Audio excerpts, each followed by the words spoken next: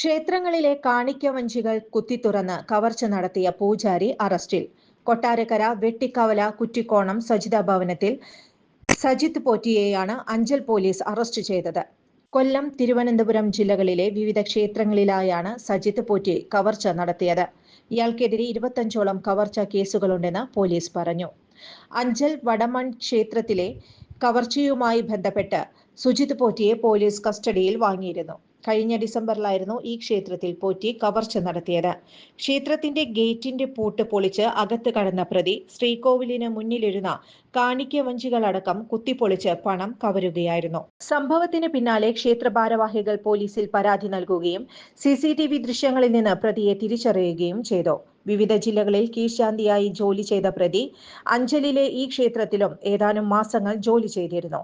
പ്രതിക്കായി അന്വേഷണം നടത്തുന്നതിനിടെ മറ്റൊരു മോഷണ കേസിൽ ഇയാളെ കൊട്ടാരക്കര പോലീസ് അറസ്റ്റ് ചെയ്തു. ഇതോടെ കോടതി മുഖാന്തരം പ്രതിയെ അഞ്ചൽ ക്ഷേത്രത്തിലുണ്ടായ കവർച്ചയിൽ അഞ്ചൽ പോലീസ് കസ്റ്റഡിയിൽ വാങ്ങുകയും അറസ്റ്റ് രേഖപ്പെടുത്തുകയുമായിരുന്നു.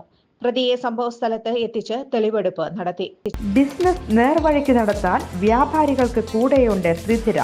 GST നോട്ടീസുകൾക്കുള്ള മറുപടി, registration, return filing, appeal filing, accounting, income tax return filing and project report തുടങ്ങി വ്യാപാരികൾക്ക് വേണ്ട നിർദ്ദേശങ്ങൾ ലഭിക്കാൻ ത്രിധിര അക്കൗണ്ട് വടക്കാഞ്ചേരി. ഫോൺ 9447077369. മറ്റൊരു നമ്പർ 9562467999. കൂടുതൽ വാർത്തകൾക്ക് ഞങ്ങളുടെ ചാനൽ സബ്സ്ക്രൈബ് ചെയ്യുക.